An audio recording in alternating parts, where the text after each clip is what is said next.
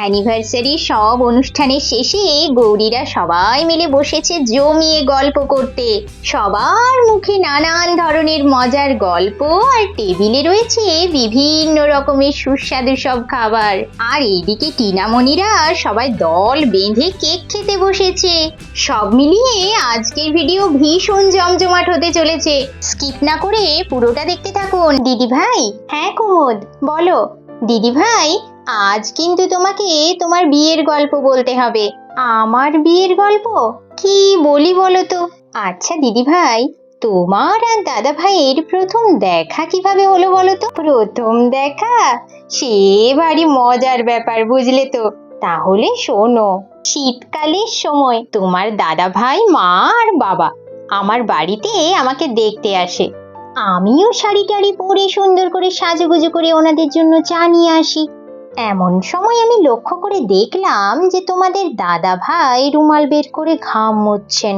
এটা দেখে আমি তো পুরো অবাক, আর না পেরে আমি জিজ্ঞাসাই করে নিলাম, এই শীতের মরশুমে আপনি ঘামছেন কেন? শরীর টরীর ঠিক আছে তো? ওনার মুখে তো কোনো কথাই নেই। খানিকক্ষণ পরেই ফিসফিস করে বললেন, আপনাকে দেখে খুব ভয় লাগছে।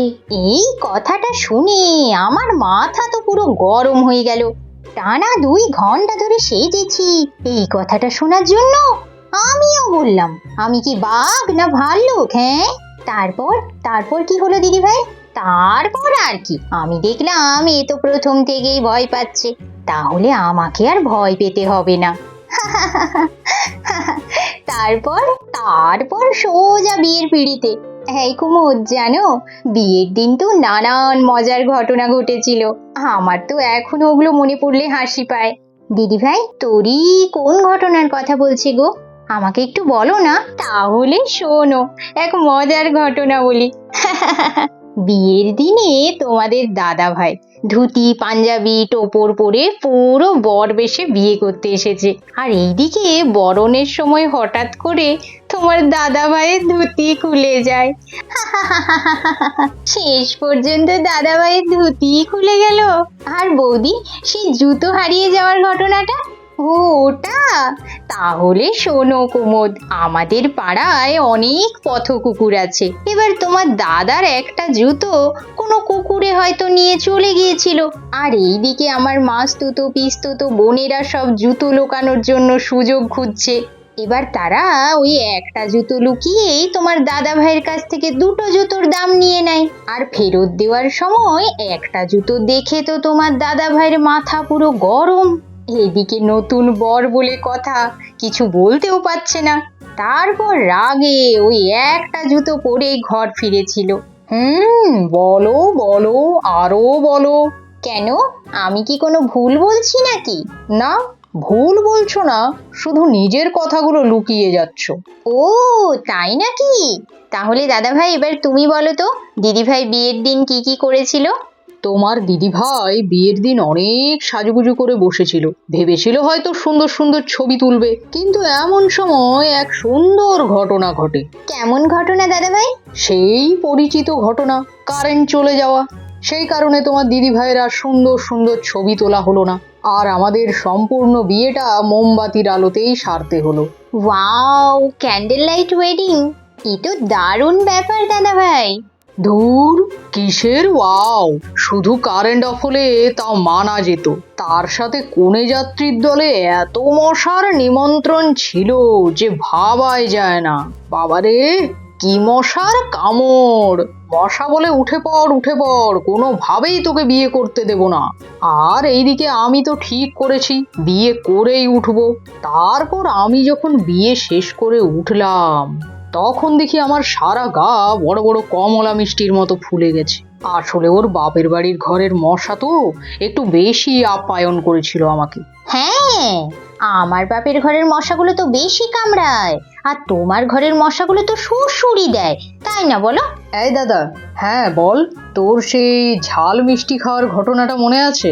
খিদের চোটে আমিও তোর প্লেট থেকে একটা মিষ্টি খেয়ে নিয়েছিলাম। বাবা, কি ঝাল কি ঝাল! ওই ঘটনাটা কি আর ভোলা যায় নাকি? দাদা ভাই বলো না, কি ঘটেছিল? একে তো মশার সাথে যুদ্ধ করে সদ্য বিয়ে করে উঠেছি, তারপর ছোট ছোট কয়েকটা ছেলে মেয়ে এক প্লেট মিষ্টি সাজিয়ে নিয়ে আমার কাছে আসে। এদিকে আমার খিদেও পেয়েছে। এবার আমি যখন একটা মিষ্টি মুখে তুলেছি, ওরে বাবা, মুখ তো ঝাল লঙ্কা একবারে হা হা করছিল। আর এদের সবার কি হাসি! আমি তো ভাবছিলাম আর কি কি ঘটনা ঘটতে বাকি আছে। এই তোমরা যখন আজকে বিয়ের মজার ঘটনাগুলো বলছো, তখন আমিও আমার বিয়ের একখানা মজার ঘটনা বলি, শোনো। হ্যাঁ বলদা, বলুন বলুন। আমি গেছি বিয়ে করতে। এদিকে শাশুড়ি মা সুন্দর বরণডালা সাজিয়ে আমাকে বরণ করছেন, আর পাশে একজন দড়ি নিয়ে দাঁড়িয়ে আছে। এবার আমি তো কোনোভাবেই বুঝতে পারছি না এই বরণের সাথে দড়ির কি সম্পর্ক। যাই হোক, শাশুড়ি মা বরণ করলেন। তারপর একজন আমার কাছে এসে বলে, জামাই, এবার তোমায় বাঁধা হবে। এই কথা শুনে আমি তো খুব চিন্তায় পড়ে গেলাম। এদিকে কি করব বুঝতেও পারছি না। কেন অমলদা, বাঁধা হবে কেন? ও মা, আমি যদি বিয়ে না করে পালিয়ে যাই, সেই জন্য জামাইকে বেঁধে রাখা হবে। তার মানে পালানোর কোনো রাস্তা নেই, তাই তো অমলদা? একদম ঠিক বলেছো ভাই। তারপর শালাবাবু তাহলে বেঁধে রেখেছিল তোমাকে? হ্যাঁ ভাই, প্রায় 1 ঘন্টা আমাকে কলা গাছের সাথে বেঁধে রেখেছিল। তারপর আমি ওদের বললাম হ্যাঁ বিয়ে করব, তখন আমাকে বিয়ের পিঁড়িতে বসতে দিল। তোমাকে তো একদিন মাত্র বেঁধেছিল, আর আমি যে সংসারে সারা জীবনের জন্য বাঁধা পড়ে গেছি তার বেলায়। শালাবাবু, মেয়েদের সাথে কথায় জেতা কিন্তু ভারী মুশকিল। এই কথাটা কিন্তু তুমি একদম ঠিক বলেছো শিবুবাবু।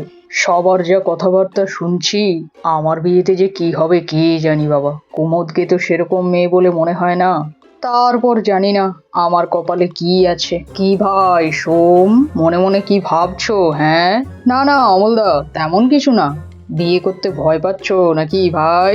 আসলে সত্যি বলতে হ্যাঁ অমলদা, আপনাদের কথাবার্তা শুনে একটু ভয় তো লাগছে বটে। চিন্তা করো না ভাই, তুমি যাকে পছন্দ করেছো পাত্রী কিন্তু খুব ভালো। সে তো আমি জানি অমলদা, কিন্তু শেষকালে যদি পাল্টে টাল্টে যায়, সেই ভেবেই একটু ভয় লাগছে। না না ভাই, তোমার ভয় পাওয়ার কোনো কারণ নেই। তোমাদের বিয়েটা আমরা খুব ধুমধাম করে দেব, তুমি দেখে নিও। বেঁধে রেখে? হা হা হা হা।